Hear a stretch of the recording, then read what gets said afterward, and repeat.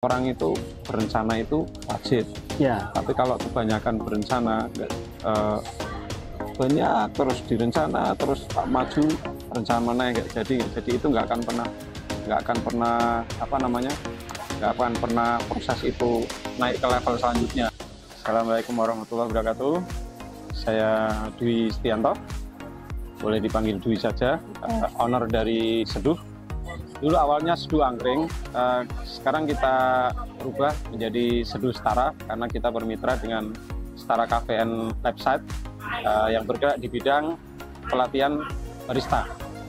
Kita itu cari nama dari sedemikian rupa itu, pingin yang cara nancep di ingatan kita itu apa gitu kan. Dasarnya kita kan saya pingin yang konsepnya kayak angkringan, tapi bukan kayak angkringan yang pada umumnya. Nah, terus nama Seduh itu muncul dari banyak nama yang ada itu, berapa ya, agak panjang tapi agak kilatnya itu seminggu langsung dapat nama itu. Dari menyeduh terus apa itu sebelumnya saya lupa ya, terusnya itu namanya itu dari apa aja, tapi terakhir itu menyeduh. Akhirnya ya udah Seduh aja. Nah, Seduh itu saya browsing itu Seduh itu banyak sekali nama Seduh di Google atau googling sampai dengan di Instagram biasanya. Itu Seduh itu banyak sekali, ada yang Seduh kopling, ada Seduh aja, Seduh kopi keliling. Nah, akhirnya berhubung konsep saya semi angkringan, Seduh titik angkring. Nah, itu. dari sekian banyak pilihan sektor usaha, kesempatan untuk berniaga ya Mas. Kenapa Mas Dwi itu menjatuhkan pilihannya ke bidang kuliner? Bidang kuliner. Kenapa alasannya itu? Alasannya, saya sama istri seneng jajan. Itu pada umumnya orang ya mungkin. Oh iya. Seneng jajan, seneng yang unik-unik.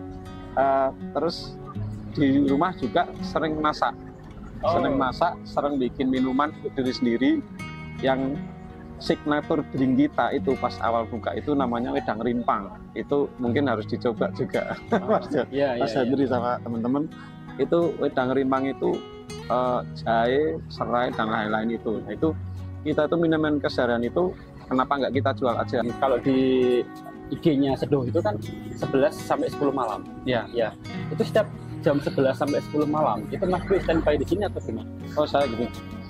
Terus terang, saya kalau karyawan masih 2. Nah, untuk menambah karyawan lagi memang sedikit hati-hati. Nah, itu tak bagi 2. Kalau jam 11 sampai dengan jam setengah 4 tuh masih dijaga istri. Nah, saya bolak-balik ke sini sama ke toko manggil ibu lah.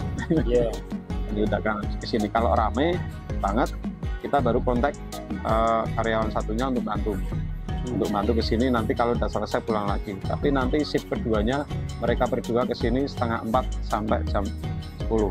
Nah, saya kalau sudah shift 2 itu saya kan pulang dulu, nanti istirahat. Biasanya habis maghrib atau habis istirahat saya ke sini lagi. Pasti setiap hari saya kontrol. Banyak apa aja? Perjuangannya apa aja? Ya pasti nek diceritakan enggak, ternyata berat ya. Ya berat ya. Karena dulu maaf nih, Mas Dwi kan yang kita tahu ini kan dulu karyawan ya. mantan karyawan bank yang dari sisi pencapaian kalau dilihat jabatan posisinya tuh udah manajer nih. Kalau dari keluarga biasanya kan udah sekolah tinggi-tinggi nih, masuk ke instansi perbankan apalagi udah manajer, kok tiba-tiba harus merelakan jabatan manajer keluar. Ya yang sudah mapan mungkin ya, pertimbangan dari keluarga terus memilih untuk membuka usaha ini. Nah, awalnya itu perjuangan suka dukanya bagaimana itu? Wah itu nek ini kan berarti flashback lagi ya. Dulu saya mantan karyawan kayak Mas Hendri ya. Mas Hendri masih belum mantan. 7 tahun kurang lebih 7 tahun lebih di bank.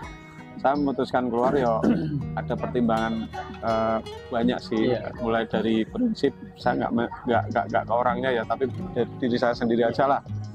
Prinsip sama apa namanya keinginan untuk berbisnis. Prinsip ini kayaknya saya ngatur waktunya malah susah nih di sini kan.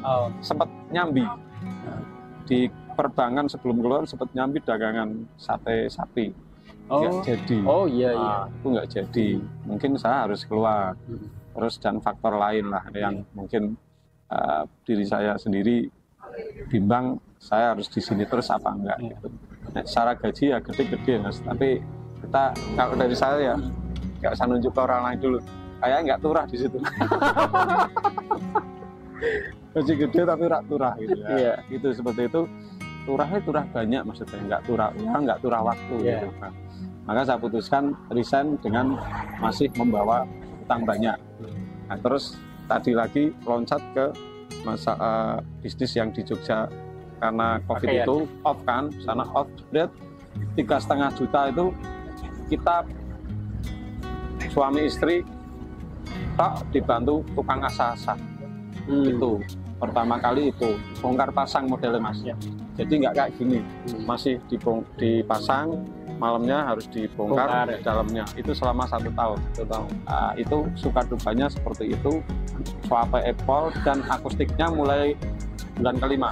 Oh, akustik jalan mulai bulan ke-5. Ya pengennya kan gitarnya sidik-sidik bisa lah. Makanya tak bikin tak gitar sendiri, tadinya yang nggak nyanyi tak nyanyi sendiri, akhirnya ngumpul. Nah, 1 tahun, 2 tahun, 3 tahun yang namanya suka dukanya itu yo pernah dodoli cuma 1 orang. 1 hari gitu. 1 hari hujan, ya kan? Hujan terus kondisi ekonominya lagi seperti itu.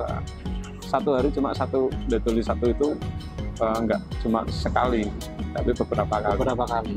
Yang datang cuma 1 orang. 1 orang. Padahal prepare-nya nyiapin dari mulai siang hari ya, dari belanja itu kan. Dan itu sudah ada 2 karyawan tambahan. Kalau ada duka pasti ada suka. Sukanya apa? Omset toh ya. Omset ya. Omset. Kalau omset itu pas anak teman-teman yang masih muda itu bikin event di saya. Nah, bikin event di saya, feedbacknya berarti kan orang itu beli di saya. Mereka acaranya pakai listrik semuanya gratis. Malah saya sediain sound segala macam. Kan saya nggak ngundang soalnya kan mereka itu. Feedbacknya itu ada orang mungkin 50, kadang sampai 100 orang gitu. Nah itu alhamdulillahnya ya dapat dari situ itu. Sukanya di situ dan lain-lainnya. Kalau awal-awal kan perjuangannya ngatur waktu susah. Kalau sekarang mau libur nggak harus minggu nggak apa-apa. Itu kalau mau jalan-jalan pun